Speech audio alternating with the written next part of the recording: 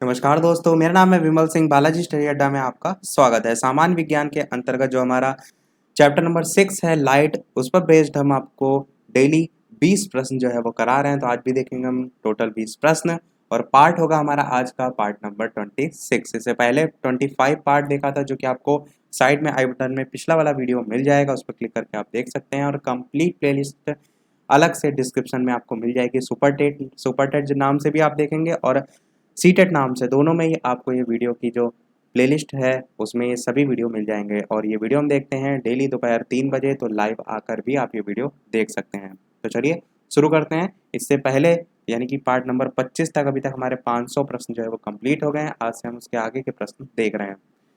तो सबसे पहले बात करते हैं पिछले वाले वीडियो में पूछे गए प्रश्न के उत्तर की। प्रश्न मैंने पूछा था कि एक दंत चिकित्सक द्वारा रोगी के दांतों की जांच के लिए प्रयुक्त दर्पण जो है वो कौन सा होता है, और मैंने इस प्रकार का प्रश्न आपको कराया भी था और उसी पर बेस्ड प्रश्न जो है वो पूछा था।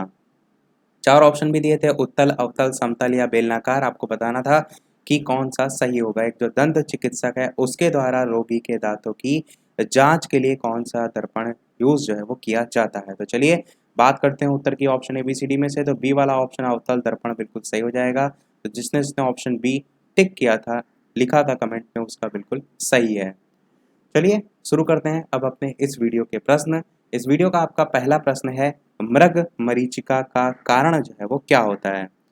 मैंने बताया भी था डिटेल में क्या होता है, कैसे होता है। यहाँ पर मेन आपको जो घटना है उसको किस नाम से जाना जाता है वो लेकर ऑप्शन 4 दिए गए हैं। प्रकाश का विवर्तन, प्रकाश का व्यतिकरण, प्रकाश का ध्रुवण या प्रकाश का पूर्ण आंतरिक परावर्तन।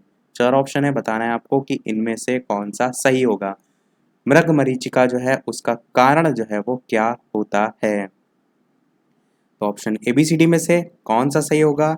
चलिए बात करते हैं उत्तर की। तो आपका ऑप्शन डी, प्रकाश का पूर्ण आंतरिक परावर्तन, बिल्कुल सही हो जाएगा। Option number D. और मैंने बताया भी था पूर्ण आंतरिक परावर्तन के संबंध में क्या, कि पूर्ण आंतरिक परावर्तन क्या होती है, एक प्रकाशीय परिघटना से संबंधित होती है। क्यों? क्योंकि एक बार प्रश्न पूछा गया था कि कौन सा इनमें से ध्वनि से संबंधित है या नहीं है, इस प्रकार से भी पूछ लिया जाता है। तो ये समझ में आपको अवश्य होना चाहिए कि एक प्रकाशीय जो परिघटना है उससे संबंधित होता है। तो प्रकाश के पूर्ण आंतरिक परावर्तन में आप कह सकते हैं प्रकाश की जो किरण होती है किसी माध्यम के तल पर ऐसे कोण पर जाकर आपतित होती है जो कि उसका परावर्तन जो है उसी माध्यम में हो जाता है। तो यह आपका प्रकाश का पूर्ण आंतरिक परावर्तन होता है। और इसके साथ साथ मैंने मृगमरीचिका भी आपको बताया था, पर मैं फिर से एक बार रिपीट कर देता हूँ। मृगमरीचिका में मैंने बताया था कि एक प्रकार का क्या होता है, वायुमंडलीय दृष्टि भ्रम होता है। इसमें आपको क्या लगेगा, दूर से आप बहुत देखेंगे तो आपको ऐसा लगेगा कि दूर स्थान पर कोई जलाशय है या पानी भरा हुआ है या उल्टे या बड़े आकार के प्रतिबिंब और अन्य प्रकार के आपको विरूपण वहां पर देखने को मिलते हैं। तो ये एक प्रकार का जो भ्रम उत्पन्न होता है उसी को हम मरीचिका जो है वो कहते हैं। देखते हैं अपना अगला प्रश्न जो है वो दूसरा, निकट दृष्टि दोष की रोग मुक्ति होती है अवतल लेंस के द्वारा, उत्तल लेंस के द्वारा, सिलेंडरी लेंस द्वारा या उपर्युक्त में से कोई नहीं। मैंने आपको बताया भी था कि निकट दृष्टि दोष जो है इसमें आपको दूर का नहीं दिखाई देता है और दूर दृष्टि दोष में आपको निकट का नहीं दिखाई देता है। अब आपको बताना क्या है, निकट दृष्टि दोष को की जो रोग मुक्ति है उसको किसके द्वारा दूर किया जा सकता है। Option A, option B, option C या ऑप्शन डी।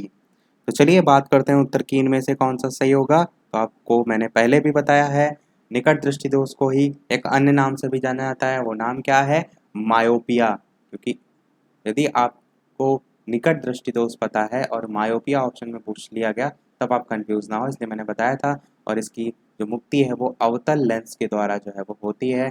तो जो चश्मा लगाते हैं अधिकतर लोग वो अवतल लेंस जो है वो प्रयोग करते हैं, जिनको दूर का स्पष्ट नहीं दिखाई देता है। तीसरा प्रश्न देखते हैं कि क्षितिज के समीप सूर्य एवं चंद्रमा के दीर्घ वृत्ताकार, यहाँ पर क्या है, दीर्घ वृत्ताकार दिखाई देने का कारण जो है वो क्या होता है। 4 ऑप्शन है, प्रकाशकीय भ्रम, अपवर्तन, व्यतिकरण घटना या उनकी वास्तविक आकृति। आपको बताना क्या है, क्षितिज के समीप सूर्य और जो चंद्रमा है उसके दीर्घ वृत्ताकार दिखाई देने का कारण जो है वो क्या होता है। Option A, option B, option C या ऑप्शन डी। तो चलिए बात करते हैं ऑप्शन ABCD में कौन सा सही होगा। तो आपका ऑप्शन यहाँ पर बी अपवर्तन जो है वो बिल्कुल सही हो जाएगा। तो बात करते हैं अब अपवर्तन क्या होता है, उसको थोड़ा सा समझिए। अपवर्तन हम कह सकते हैं एक कोई माध्यम अलग है, जैसे कि ये आपकी लाइन खींची हुई है, इधर वाला माध्यम आपका अलग है, इधर वाला माध्यम अलग है। तो आप कह सकते हैं एक माध्यम जो है उससे दूसरे माध्यम में पहुंचने पर जो तरंग की गति की दिशा होती है उसमें परिवर्तन हो जाता है। कुछ इस प्रकार से आप कह सकते हैं कि जैसे ये सीधी आ रही तो सीधे ना जाकर यहाँ से माध्यम चेंज हुआ तो ये थोड़ा सा बदल गई, तो ये आप कह सकते हैं क्या होता है, ये आपका अपवर्तन होता है। यानी एक माध्यम से दूसरे माध्यम में पहुंचने पर जो तरंग की गति की दिशा है उसमें परिवर्तन हो जाता है, इसी को हम अपवर्तन जो है वो कहते हैं। तो यहाँ पर आपका ऑप्शन बी सही हो जाएगा। देखते हैं अपना अगला प्रश्न। चौथा प्रश्न क्या कह रहा है, दूरदृष्टि दोष निवारण के लिए काम में लेते हैं। अभी आपसे क्या पूछा गया था, निकट दृष्टि दोष, यहाँ पर क्या पूछा गया है, दूरदृष्टि दोष। तो जस्ट अपोजिट हो जाएगा। जो आपको पहला वाला याद है वो एक भी याद है तो आप दूसरा आसानी से निकाल सकते हैं। बताना है आपको ऑप्शन ABCD में से कौन सा सही होगा। दूरदृष्टि दोष निवारण जो है उसके लिए काम में हम लाते हैं उत्तल दर्पण, अवतल दर्पण, उत्तल लेंस या अवतल दर्पण। तो ऑप्शन ABCD में से चलिए बात करते हैं उत्तर की। तो आपका ऑप्शन सी उत्तल लेंस जो है वो बिल्कुल सही हो जाएगा। यहाँ पर एक चीज अवश्य ध्यान दीजिएगा, यहाँ पर दर्पण लिखा हुआ है, यहाँ पर लेंस लिखा हुआ है और उत्तल दोनों में ही है। जब उत्तल दर्पण और उत्तल लेंस दोनों ही ऑप्शन में होते हैं तो बस आप गलती यहाँ पर करते हैं, क्योंकि उत्तल तो यदि आपको पता होगा तो दर्पण और लेंस देखकर आप कंफ्यूज हो जाते हैं। तो ध्यान रखिएगा, दर्पण नहीं होगा, उत्तल लेंस की मदद से दूरदृष्टि दोष जो है निवारण जो है उसका किया जाता है। सेम यही चीज निकट दृष्टि दोष में भी है, अवतल लेंस की सहायता से जो है उसका निवारण किया जाता है।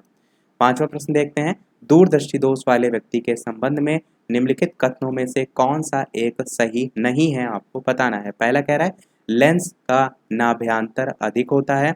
दूसरा कह रहा है व्यक्ति दूर के पिंडों को स्पष्टता देख सकता है। तीसरा कह रहा है कि निकट के पिंडों का जो प्रतिबिंब है वो रेटिना के पीछे फोकस होता है। और चौथा कह रहा है इस दोष को ठीक करने के लिए अवतल लेंस का उपयोग किया जाता है। अब चार ऑप्शन है, छांटना है आपको इनमें से कौन सा सही होगा। तो option A, option B, option C, option D, चार दे रखे हैं, कौन सा सही होगा। चलिए बात करते हैं उत्तर की। तो यहाँ पर आपका ऑप्शन डी वाला बिल्कुल सही हो जाएगा। क्यों? क्योंकि प्रश्न में क्या कह रहा था, कौन सा सही नहीं है, इस चीज का ध्यान दीजिए। सही नहीं पूछा था और यहाँ पर क्या लिखा है कि इस दोष को ठीक करने के लिए, यानी किस दोष को, दूरदृष्टि दोष को ठीक करने के लिए अवतल लेंस का उपयोग किया जाता है। तो आप कहेंगे ऐसा नहीं है, तो दूरदृष्टि दोष को यूज करने या ठीक करने के लिए उत्तल लेंस का यूज किया जाता है, इसलिए ये वाला कथन आपका गलत दिया हुआ है और यही आपसे प्रश्न में पूछा गया था। तो यहाँ पर आपका ऑप्शन डी बिल्कुल सही हो जाएगा।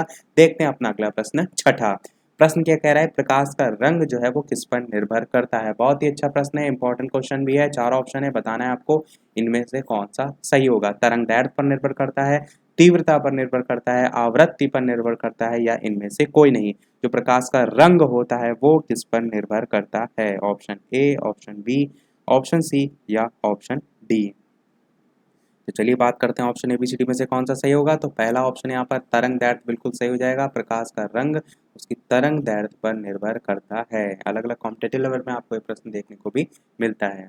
सातवां प्रश्न कह रहा है प्रकाश का रंग निर्धारित होता है इसके। अब प्रश्न वही है, बस थोड़ा सा घुमा दिया है और इसमें कुछ भी ऐसा अलग जो है वो नहीं है। तरंग दैर्ध्य, आयाम, तीव्रता और वेग, यहाँ पर ऑप्शन को भी थोड़ा सा रिन्यू किया गया है, यानी कि कुछ ऑप्शन अलग से जोड़ दिए हैं। जैसे कि वहां पर ऑप्शन में आवृत्ति था, यहाँ पर आयाम दे रखा है।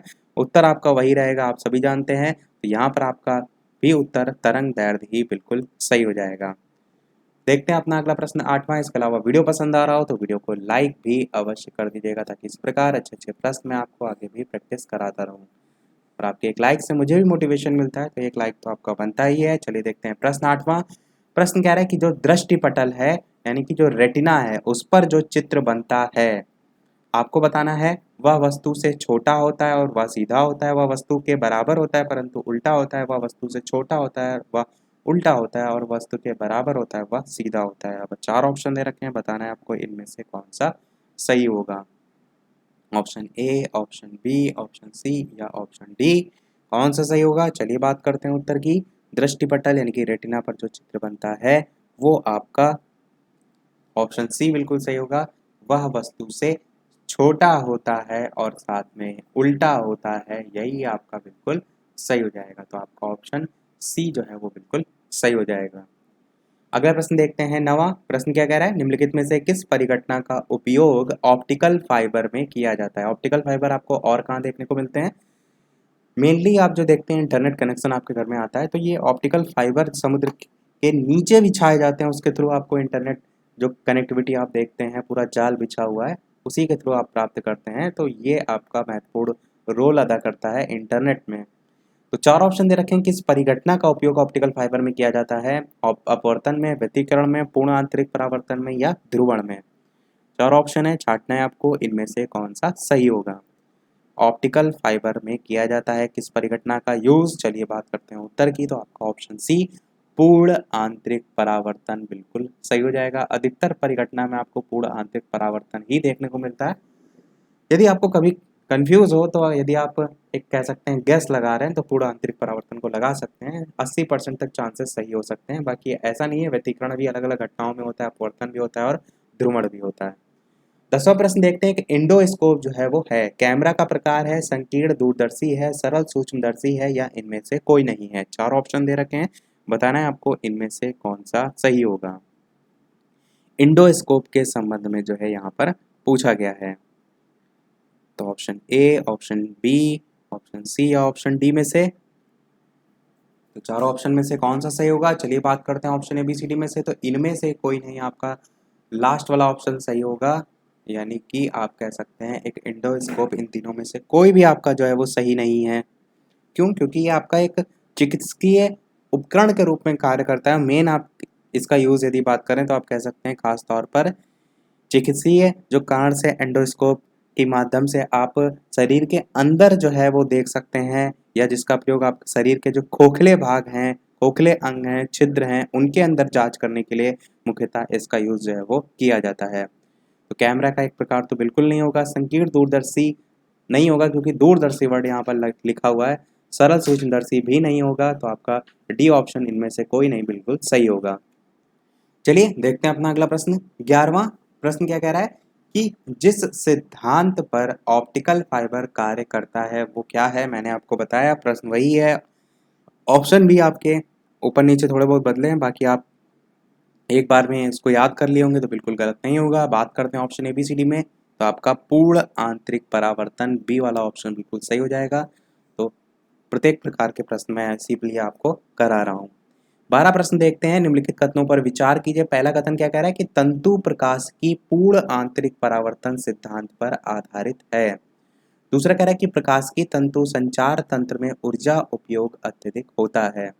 तीसरा क्या कह रहा है, प्रकाश की तंतु संचार रेडियो आवृत्ति अवरोध से मुक्त होता है। और चौथा कह रहा है भारत में प्रकाश की तंतु के निर्माण में रिलायंस उद्योग समूह संबद्ध है। अब आपको क्या बताना है, सही उत्तर का चयन जो है वो करना है।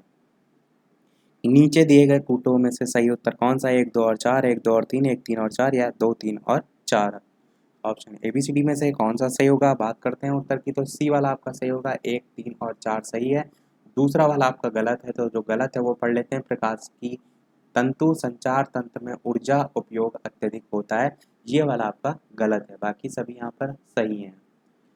अगला प्रश्न देखते हैं 13 की आंख में संकेंद्रण होता है, जो लेंस है उसकी आगे पीछे गति के द्वारा। दूसरा कह रहा है जो लेंस है उसकी उत्तलता में परिवर्तन के द्वारा। तीसरा कह रहा है रेटिना की आगे पीछे गति के द्वारा। और चौथा कह रहा है आंख के तरल के अपवर्तनांक में परिवर्तन के द्वारा। चार ऑप्शन दे रखे हैं, बताना है आपको कि आंख में जो संकेंद्रण होता है वो इनमें से कौन सा सही होगा। Option A, option B, option C या ऑप्शन डी। बात कर लेते हैं उत्तर की कौन सा सही होगा। तो बी वाला ऑप्शन बिल्कुल सही हो जाएगा, यानी कि लेंस जो है उसकी उत्तलता में परिवर्तन के द्वारा आपका सही हो जाएगा। तो आंख में संकेंद्रण इसके द्वारा जो है वो होता है। अगला प्रश्न देखते हैं 14 की मनुष्य की आंख में प्रकाश तरंगे किस स्थान पर स्नायु उद्वेगों में परिवर्तित होती हैं। मनुष्य की आंख में जो प्रकाश तरंगे हैं वो किस स्थान पर स्नायु उद्वेगों में परिवर्तित होती हैं। नेत्र तारा सही होगा, कार्निया को जिसे हम कनिनिका भी कहते हैं उसमें, या अक्षपट जिसे हम रेटिना कहते हैं उसमें, या चौथा लेंस। यहाँ पर ला जो है इसमें एक मात्रा लगेगी और 4 ऑप्शन दे रखे हैं, बताना है आपको कौन सा सही होगा। मनुष्य की आंख में आपको बताना है प्रकाश तरंगे किस स्थान पर स्नायु उद्वेगों में परिवर्तित होती हैं। चलिए बात करते हैं उत्तर की ऑप्शन ABCD में से। तो आपका ऑप्शन सी रेटिना जो है वो बिल्कुल सही हो जाएगा। अक्षपट या रेटिना आपकी चीज है, तो इसी में जो है वो परिवर्तित होता है। 15 प्रश्न कह रहा है कि एक कटा हुआ हीरा जगमगाहट के साथ चमकता है। प्रश्न कराया था मैंने, आपको याद होगा तो। प्रकाश के अवशोषण के कारण होता है, पूर्ण आंतरिक परावर्तन के कारण होता है, कुछ स्वाभाविक गुणों के कारण होता है, या इसके आणविक संरचना के कारण होता है। पर ऑप्शन यहाँ पर चारों ही बदले हुए थे, यहाँ पर ऑप्शन अलग हैं। आपको बताना है कि इनमें से कौन सा जो है वो सही होगा। एक कटा हुआ हीरा जगमगाहट के साथ चमकता है, तो चलिए बात करते हैं ऑप्शन ABCD में से कौन सा सही होगा। तो बी वाला ऑप्शन पूर्ण आंतरिक परावर्तन बिल्कुल सही हो जाएगा। मैंने इससे पहले भी बताया कि 80% चांसेस में आपको उत्तर यही देखने को मिलता है, परंतु आपको हर जगह इसको नहीं चुनाव करना है। नेक्स्ट क्वेश्चन भी आपका यही सेम इसी पर बेस्ड है। हीरा चमकदार दिखाई देता है अपवर्तन के कारण, परावर्तन के कारण, संपूर्ण आंतरिक परावर्तन के कारण, या प्रकीर्णन के कारण।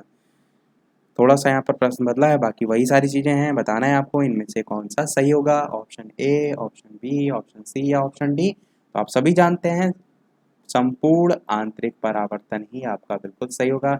यहाँ पर अभी तक आप देख रहे थे पूर्ण आंतरिक, वहां पर संपूर्ण कर दिया गया, बाकी सभी चीजें जो हैं वो वही हैं। चलिए देखते हैं अपना अगला प्रश्न जो है वो 17 प्रश्न क्या कह रहा है। कारण, कथन और कारण दो दे रखे हैं और उस पर बेस्ड आपसे यहाँ पर नीचे प्रश्न पूछा गया है। कथन लिखा है कि खतरे का जो सिग्नल होता है वो लाल रंग का बनाया जाता है। आप सभी जानते हैं, आप कहेंगे पहला तो बिल्कुल सही है। दूसरा कह रहा है कि कारण इसका क्या होता है कि लाल रंग का प्रकीर्णन सबसे कम होता है। अब आपको क्या सोचना है कि कारण सही लिखा हुआ है, उस आधार पर यहाँ पर 4 गुण दिए हैं कि ए तथा आर दोनों सही हैं, परंतु आर ए की सही व्याख्या नहीं है। दूसरा कह रहा है ए आर दोनों सही हैं तथा आर ए की सही व्याख्या है। तीसरा कह रहा है ए सही है परंतु आर गलत है। और चौथा कह रहा है ए गलत है परंतु आर सही है। अब आपको छांटना है कौन सा सही है। आप देखिए कथन ए तो बिल्कुल सही है, तो आपका डी वाला ऑप्शन तो बिल्कुल कट जाएगा। तो 3 ऑप्शन आपके पास बचेंगे, अब आपको उनमें से जो है वो छांटना है। ऑप्शन ABCD में से कौन सा सही होगा। चलिए बात करते हैं उत्तर की। तो यहाँ पर आपका बी वाला ऑप्शन बिल्कुल सही होगा कि ए और आर दोनों ही आपके सही हैं, और जो आर यानी कि जो कारण दे रखा है वो एक ही सही व्याख्या भी है, यानी कि आप कह सकते हैं कथन और कारण दोनों ही सही हैं। तो ध्यान रखिएगा, खतरे का सिग्नल लाल रंग का बनाया जाता है। इसका क्या रीजन होता है, क्योंकि लाल रंग का जो प्रकीर्णन होता है वो सबसे कम होता है, इसी कारण खतरे का सिग्नल लाल रंग का बनाया जाता है। देखते हैं अपना अगला प्रश्न 18 की ट्रैफिक सिग्नल में लाल प्रकाश प्रयुक्त होता है। अब देखिए प्रश्न वही पूछ लिया गया। अब आपको छांटना है, यह सुंदर होता है। दूसरा कह रहा है कि इसकी तरंगों की दैर्ध्य यानी कि लंबाई सर्वाधिक होती है। तीसरा कह रहा है ये खराब रोशनी वालों को भी दिखाई देता है। और चौथा कह रहा है उपरोक्त कारणों में से कोई नहीं। अभी हमने जो पढ़ा वो प्रकीर्णन के संबंध में था। अब यहाँ पर ऑप्शन सब बदल दिए गए हैं और आपको छांटना है कि ट्रैफिक सिग्नल में लाल प्रकाश प्रयुक्त होता है, उसका क्या रीजन होता है। और भी तो प्रकाश यूज किए जा सकते हैं, लाल ही क्यों यूज होता है। तो ऑप्शन ए, बी, सी या डी में से छांटना है आपको कौन सा सही होगा। चलिए बात करते हैं उत्तर की। तो बी वाला ऑप्शन बिल्कुल सही होगा। इसकी जो तरंगों की दैर्ध्य होती है यानी कि लंबाई होती है वो सर्वाधिक होती है। और इसी से पहले हमने जो प्रश्न देखा उसमें क्या हमने देखा कि लाल रंग का प्रकीर्णन सबसे कम होता है। तो प्रकीर्णन के संबंध में यदि पूछे तो कहिएगा सबसे कम, तरंग दैर्ध्य के संबंध में पूछे तो आप कहेंगे सबसे ज्यादा। तो यही दोनों में संबंध ट्रैफिक सिग्नल में लाल प्रकाश प्रयुक्त होने का होता है। तो आई होप कैसे भी प्रश्न पूछा जाएगा आप गलत बिल्कुल नहीं होगा। चलिए देखते हैं अपना अगला और इस वीडियो का लास्ट प्रश्न। और एक प्रश्न हम लास्ट में आपसे भी पूछेंगे, जैसे कि सभी वीडियो में हम आपसे एक नए प्रश्न पूछते हैं। प्रश्न देखने से पहले वीडियो अभी तक आपने लाइक ना किया हो, वीडियो थोड़ा भी पसंद आया हो, थोड़ा भी इंफॉर्मेटिव लगा हो, तो वीडियो को लाइक भी अवश्य कर दीजिएगा ताकि मुझे भी मोटिवेशन मिलता रहे। चैनल पर नए आए हों तो सब्सक्राइब अवश्य कीजिएगा। और टेलीग्राम चैनल से अभी तक नहीं जुड़े हैं तो डिस्क्रिप्शन में आपको टेलीग्राम की लिंक मिल जाएगी, और डायरेक्ट भी बालाजी स्टडी अड्डा टेलीग्राम पे सर्च करके ऐड हो सकते हैं। देखते हैं प्रश्न 19। खतरे के संकेतों के लिए लाल प्रकाश का प्रयोग किया जाता है क्योंकि ये आंखों के लिए आरामदायक है, इसका प्रकीर्णन सबसे कम होता है, इसका सबसे कम रासायनिक प्रभाव होता है, या हवा द्वारा इसका अवशोषण सबसे कम होता है। तो मैंने प्रकीर्णन के संबंध में तो देखिए आपको बता दिया, अब तो आप बिल्कुल गलत नहीं करेंगे। 4 ऑप्शन है, बताना है आपको इनमें से कौन सा सही होगा। Option A, option B, option C, option D. तो बी वाला ऑप्शन बिल्कुल सही होगा कि इसका प्रकीर्णन सबसे कम होता है और तरंगदैर्ध्य यदि पूछी जाए तो वो सबसे ज़्यादा होती है। आई होप आपको याद भी हो गया होगा। चलिए देखते हो अपना वो प्रश्न, जैसे कि सभी वीडियो में आपसे एक ना एक प्रश्न पूछते हैं, तो इस वीडियो का आपके लिए प्रश्न क्या है कि जो मृग तृष्णा है वो किसका उदाहरण होता है। ऑप्शन ए पूर्ण आंतरिक परावर्तन का, ऑप्शन बी अपवर्तन का, ऑप्शन सी प्रकीर्णन का, ऑप्शन डी विवर्तन का। तो ऑप्शन ABCD के फॉर्म में या डायरेक्ट आंसर टाइप करके अपना उत्तर वीडियो के मेन कमेंट में अवश्य बताइएगा। आंसर देखेंगे हम इसका नेक्स्ट पार्ट में। तब तक के लिए पार्ट हमारा समाप्त होता है। आज वीडियो में इतना ही। वीडियो पसंद आया हो लाइक अवश्य कीजिएगा, नए हैं चैनल पर सब्सक्राइब जरूर कीजिएगा। चलिए मिलते हैं अगले वीडियो में नए टॉपिक के साथ। तब तक के लिए नमस्कार। Thank you for watching.